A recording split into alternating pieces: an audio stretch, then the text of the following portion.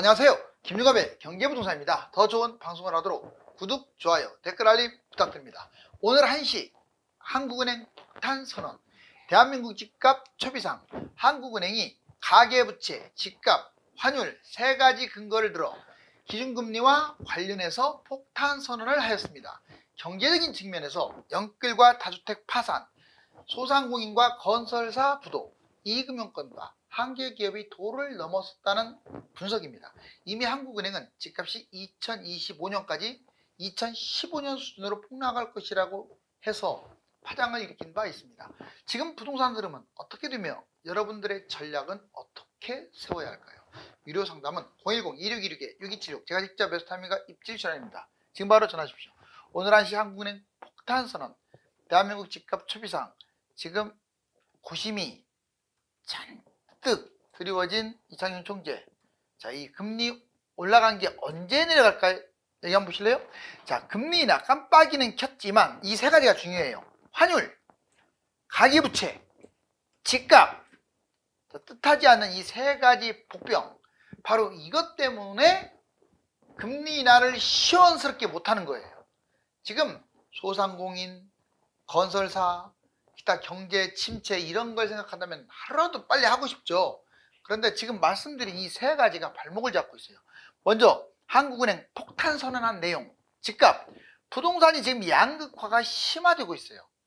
특히 상급지 집값이 이제 너무 급등하면서 전국적으로 확산할 조짐까지도 보이고 있습니다. 이걸 지적을 했어요. 자, 두 번째, 서울 집값이 13주 연속으로 올라가면서 상승폭 거래량이 확대되고 있다. 그 다음에 기준금리 인하, 즉 집값 기준금리를 인하하면 집값을 또 자극할 것이다. 최대로 늦추겠다 이렇게 선언했죠. 자, 이 집값은 그나마 뭐 찻잔에 태풍이 될 수도 있지만 가계부채는 달라요. 또 가계부채, 시중금리가 계속 내려가면서 3월 이후 증가 추세로 완전히 돌아섰습니다. 6월달 주담대 증가폭이 6.3조나 늘면서 3년 만에 최대치예요. 정말 반년, 이 반기라고 하죠. 이 반기로서 3년 만에 최대치의 지금 가계부채 증가율. 서울은 영끌, 빚투가 다시 또 재현될 조짐을 보이면서 이게 잘못됐다가는 또 수도권 지방으로 확산될 수도 있어요. 이걸 경계하고 있는 거죠. 환율, 달러가 지금 1382, 현재 1382원입니다. 20년 이후, 2020년 이후에 4년째 지금 계속 고금리를 유지하고 있어요.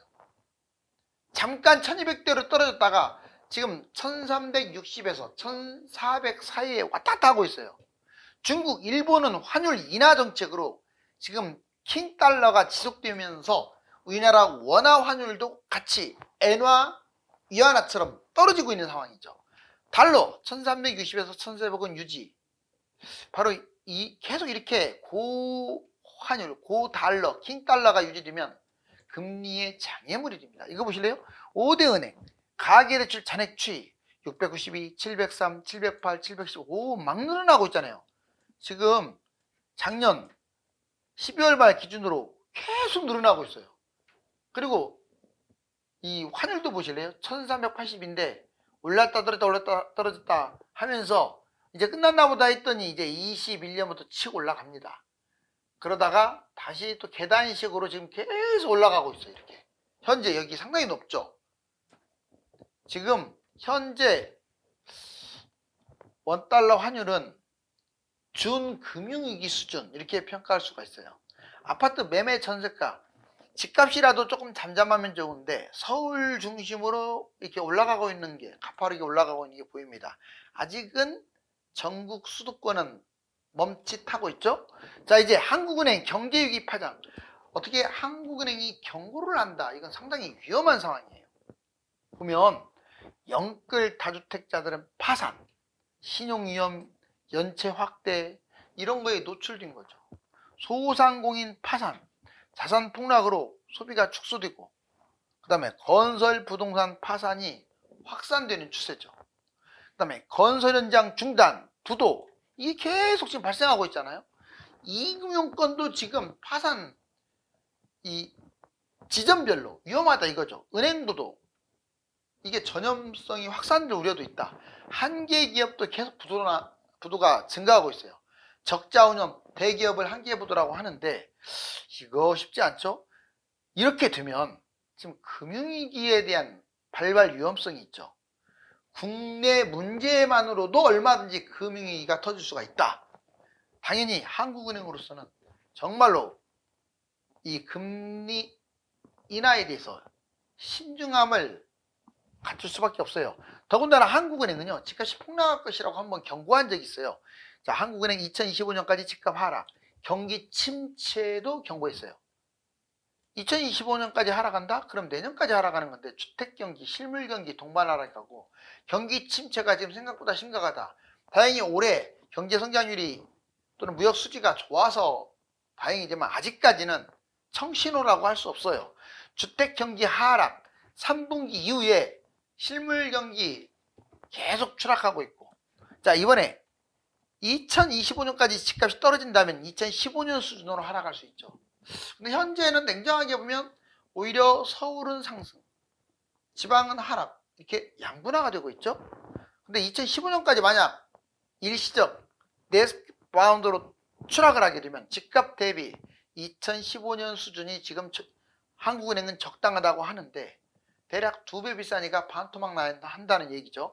출산율 0.75명으로 세계 217국에서 꼴찌인데 만약에 이 반토막이 집값 나서 정상화가 되면 전국 1.6명대의 출산율, 와, 지금 0.75명인데 거의 2배 이상의 출산율 회복을 가져와요. 2015년 아파트 평균은요, 강남 10억, 서울 5억, 전국 2.5억. 지금보다 강남은 15억이 싸고 서울은 8억이 싸고 전국은 뭐 한 3, 4억이 쌉니다. 경제위기 3대 경고. 지금 연체율이 계속 늘어나고 있어요. 취약차주, 좀비기업, 다중채무자가 지금 가장 큰 문제죠. 부동산 PF도 언제 터질지 몰라요. 고금리가 장기화되고 있고 미분양 건설사가 지금 부도 상황을 맞게 됐죠. 자영업자 대출, 상업부동산, 그다음에 영업 비용 이것도 많이 들어가고 연체까지. 여러분들 입지별 부동산 하락 기간을 한번 봤어요. 입지가 상위권인 곳은 짧게 떨어지고 회복도 빠르고 신고가가 깁니다. 그런데 입지가 좀 떨어지는 곳일수록 하락은 길고 회복도 느리고 신고가는 짧아요. 여기 보시면 지방의 경우 9년이나 폭락, 2010년에서 19년, 물론 사이클이 반대로 움직인 것도 있습니다. 자, 광역시는 8년, 2010년에서 18년, 경기 인천도 거의 7년, 입지가 외곽인 곳들은 10년이에요. 여기도 2010년부터 17년까지. 서울은 평균적으로 4년 폭락, 2010에서 14년. 자, 강남 3년 폭락, 2010에서 13년. 입지가 좋을수록 상급지일수록 어때요? 폭락 기간이 짧죠. 부동산 하락 기간. 바로 이 서울과 강남은 짧은 데 비해서 지방 광역시 인천은 깁니다. 이렇게 다시 과거 데칼코마니 같은 그런 양상이 또 벌어지고 있어요. 자, 세금 폐지 감축. 와, 이거 지금 매일 뜨거운 핫 이슈입니다. 대통령실 종부세 완전 폐지 나섰고요. 상속세 완화도 추진하는데 지금 야당은 이재명, 그 다음에 김두관. 이재명은 어느 정도 따라가겠다. 어느 정도. 김두관은 반대. 자, 이 입장을 지금 취하고 있는데 지금 야당 내에서도 지금 찬성과 반대가 혼선이에요. 그런데 제 생각은 손을 안 볼 수 없을 거예요. 과거에 야당, 민주당 태도로 세금 폭탄을 때렸다가는 대통령 안 돼요. 그러면 야당에서. 되겠습니까? 지금 우리나라 세금이 세금이에요. 완전 말도 안 되는 공산주의법 폭탄이죠. 모든 세금이 그렇다는 건 아니에요. 상당수가 그렇다는 거죠. 너무 많이 때렸어요. 때려도. 이제 조절을 하는데 어느 선에서 조절을 할 거냐. 계속 지금 뜨거운 감자인데 야당이 호응을 일부분 해줬기 때문에 자, 이제 대통령, 정부, 여당 그리고 야당이 어떻게 이걸 빚어갈지 관심사입니다. 윤 대통령 종부세, 금투세 각각 세금 착취다. 투기를 또 조장했다. 오히려 이게 투기를 주장해갖고 집값이 더 뛴 거다. 증여세, 상속세 OECD 평균 6에서 30%로 대폭 하향이네요. 대폭 하향. 지금 우리나라는 10에서 50%예요. 완전 폭탄 아닙니까? 자, 증여세, 상속세. 지금 이거 감면 들어갈 가능성이 높아요. 취득세, 양도세. 이거는 중과세 폐지 쪽은 이미 어느 정도 됐는데 취득세는 아직 안 됐고 1주택 대폭 하향. 바로 이 방향으로 갈 가능성이 높아요. 다만 이제 야당이요. 어디까지 호응을 해주느냐. 이런 말 하면 아니 세금 안 걷으면 무슨 걸로 나라를 이끌어갑니까? 그거는요. 정말 비겁한 거예요. 아니 다른 나라는 그냥 말도 안 되는 징벌적 세금 때려가지고 그 걷어갖고 국가 운영합니까? 우리나라는 부동산만큼은 징벌적 세금을 때려서 국가 운영하려고 하는 아주 못된 생각을 갖고 있는 사람들이 많아요. 아 그걸 어떻게 호응을 해요? 정상적 세금은 내야죠. 솔직히 말하면 소득세도요. 소득세도 뭐 10억 넘어가는 사람은 상관없지만 지금 8천만 원에서 2억 구간은 세요. 너무나. 그 뭐 세금을 35% 두드러 맞는다. 이것도 문제고 지금 전반적으로 손을 봐야 할 게 많아요. 보시면 국토부든 윤 대통령 그대로 따라가죠. 종부세, 금투세, 종부세 폐지, 금투세 유예. 유예는 늦춘다. 증여세, 상속세, 각종 공제 상향 대폭 감세하겠다. 취득세, 양도세, 고가주택은 제외하고 1주택에 대해서 감세하면서 중과세는 폐지하는 쪽으로 아직도 취득세 중과가 폐지 안 됐습니다. 자, 국회 이제 전반적으로 야당 입장 볼까요? 자, 종부세, 금투세 야당은 개편 논의한다.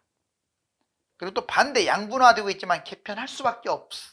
이게 국민의 명령이거든요. 개편할 수밖에 없을 거예요. 증여세, 상속세 아마 종부세는 없을 것 같고 금투세는 유예를 할 확률이 커요. 증여세, 상속세. 증여세, 상속세가 없어지기는 어려워요. 이건 어느 나라 세금을 내니까. 자, 증여세, 상속세는 줄이겠죠. 누가 막 자꾸 그런 질문을 하더라고요. 이거 소급 적용 되냐고. 무슨 소급 적용이 되겠어요. 그것도 법 개정 이후 언제부터 시행한다 이것만 되는 거지 과거가 무슨 적용 안 되는 거예요.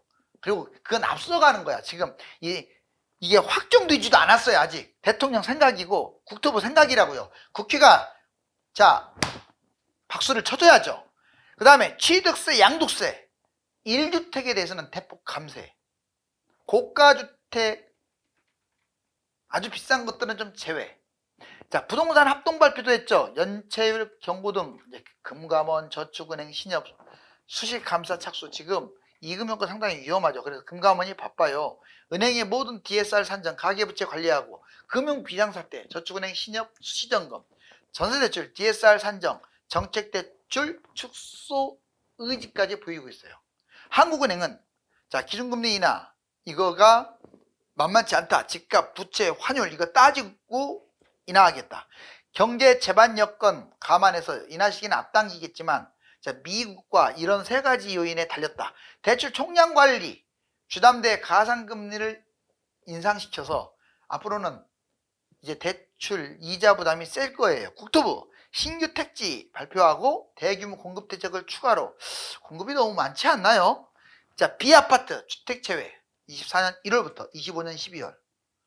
근데 이거 지금 주택수에서 제외한다라고 해서 뭐 1주택자도 제외하고 2주택자도 제외하고 이게 아니에요. 무주택 입장에서는 어느 정도 제외가 맞는데 1주택은 그냥 제외가 아니라 세금은 그대로 냅니다. 집값 추세적 상승이 어렵다. 하락 전환. 자, 이제 부동산 하락과 상승이 팽팽해요. 계속 팽팽한데 상승 쪽 오른다. 금리나 이제 본격화된다. 좀 늦어질 뿐이지 시중금리가 벌써 인하했잖아요. 매매가 상승 확대, 매매 거래량 전세 계속 올라가고 있는데 무슨 집값이 떨어지겠느냐. 정부 부양책을 쓰고 있다. 세금 대출 규제 완화. 정부 하는 거 봐라. 집값 못 올려서 안 달랐다. 분양가 급등. 자, 물가 자재비 다 쪄가지고 분양가도 뛰는데 무슨 집값이 떨어지느냐. 1에서 3년은 공급 부족이다. 아무리 신도시가 많으면 뭐하냐. 지금 단기간에는 공급이 부족해서 특히 서울 같은 데는 많이 올라갈 것이다. 미케, 호주 여기 지금 집값 흐름을 아느냐. 폭등하고 있다. 우리나라가 이제 지금 정고점을 향해 달리는 것과 달리 미국은 신고가다. 즉 따라가면 결국 뛴다. 뭔 말이냐. 내려간다. 고금리가 지금 장기화되고 있고 부동산 수요는 확 줄어들었는데 어떻게 집값이 뛰느냐. 미분양 지금 증가하고 있다. 전국 7만인데 실제로는 10만으로 과거 최고 수준에 육박하고 있다. 매물 8만 건 이상이 쌓이고 있다. 점점 매물이 늘어난다. 이게 바로 은퇴자들. 대부분 매물이 쌓이게 되면 하락한다. 지금 서울만 뛴다고 집값 뛰는 거냐? 경기, 인천은 헤매고 있고 지방은 떨어지고 있다. 매수 능력 부족, 다주택, 외지인 잠잠하고 있다. 지금 진짜 매수해야 할 사람들이 매수를 안 하고 있기 때문에 탄력에 한계가 있다. 중장기적 공급 폭탄, 인구는 계속 감소하는데 무슨 집값이 뛰느냐. 주요 기관 전문가들 봐라. 다 떨어진다고 하지 않느냐. 자, 분야별 국가 위기. 근데 저는 이렇게 말하고 싶어요. 양극화 잊지 마세요. 갈 곳은 가고 하락할 곳은 하락하니까 갈 곳이라고 판단하는 곳은 잡으세요. 하락한다고 판단하는 곳은 판단을 보면서 결정하세요. 집값 떨어지면 위험하다. 한국은행 2030 영끌 주기에 무서운 경고를 했죠. 지금 개인 위험. 지금 한국은행이 여러 번 경고했어요. 보면은 기업도 위험하고 은행도 위험하고 개인 신용 위험, 주담대 상환 능력 위험이 급증했고 폭락신호, 거래량, 매물, 시장 전체로 봤을 때 아직은 상승으로 본격 접어들었다고 할 수 없다. 다만 본인들이 떨어진다고 해놓고 지금 집값이 현재 오르고 있다는 건 또 인정을 해요. 앞뒤가 안 맞죠? 자, 폭락신호, 거래 이제 영끌 2030 다중채무자 이 사람들이 문제라는 거죠. 금융위기로 잘못하면 확산될 수 있다. 기업도 문제예요. 연체율 급증, PF 대출 부실화, 충당금 적립도 문제다. 잠재적 리스크 확산, 건설업, 부동산업, 여러분들 연체, 부도, 파산, 폐업 많잖아요. 부동산 PF 잔액 90조, PF발 금융위기로 확산될 우려가 아직도 존재한다. 은행도 위험해요. 1금융권 역할, 건설사 대출 2금융권 지원하고 있는데 2금융권이 너무 부실해요. 급증, PF 연체나 개인 연체율이 늘어나면 1금융권도 못 버틴다. 새마을금고 저축은행 상호조합에서 금융위기 발생할 수도 있기 때문에 신경을 써야 한다. 여러분 그렇다면 주택수별로 어떻게 해야 할까요? 다주택자는 제가 보기에는 별로 안 좋은 것들은 매도했으면 좋겠고 갈아타기, 양적 주택 보유보다 똘똘한 걸로 좀 갈아타기. 왜? 집값이 지금 상급지는 올라가고 있기 때문에 상급지로 갈아타려면 지금이 맞아요. 좀 올랐어도 지금 맞습니다. 오르지 않고 안 팔리는 부동산은 빨리빨리 매도하세요. 안 오른 거 매도하라는 거예요. 근데 결국 고점이 높은 것들은 또 따라 올라가니까 비쌀 때 팔아도 돼요. 갈아타기 않을 거라면 끌고 가세요. 분양권 활용, 갈아타기 매도. 즉 분양도 지금은 뭐 분양가에서 맴돌지 몰라도 결국 이걸로 어느 정도 끌고 간다 그러면 올라갈 가능성이 약간은 높아 보이네요. 다만 수도권이 좀 더 긍정적이죠. 추가 매입하는 사람들, 상승장보다 조정장에 꼭 갈아타세요. 지금은 갈아타기 할 딱 적절한 시점입니다. 내 것이 1억 뛰면 갈아탈 곳은 3억이 뛰기 때문에 하루라도 빨리 갈아타세요. 안 오르고 안 팔리는 부동산을 빨리 갈아타세요. 얘 기대감 갖지 말고 그냥 어떤 식으로든지 던져버리고. 그 다음에 일시적 이주택, 자녀 활용 추가 매입. 아무데나 매입하면 안 돼요. 상급지, 뛸만한 곳들만 매입. 자, 금매 청약, 무주택자들은 금매와 청약을 따져서 청약 조건이 가점이 60점 넘고 특공자 이것도 괜찮다면 청약 우선에 금매 차선. 청약 여건이 안 좋은 분들은 금매가 우선되고 청약 차선. 다만 조건도 있어요. 자, 상급지 기준. 오늘 1시 한국은행 폭탄 선언. 여기 보세요. 양극화. 계속 올라가는 곳들은 좋게 올라가네요. 그런데 추락하는 곳, 날개 없이 떨어지는 거 보세요. 이처럼 집값이 양극화이기 때문에 K자 모양이네요. 여러분들 잘 판단해야 돼요. 최근 정부와 국토부, 한국은행과 금감원은 물론이고 국회, 여당, 야당 모두 부동산과 금리 세법에 대한 논의로 시끄럽습니다. 결론이 어떻게 날까요? 감사합니다.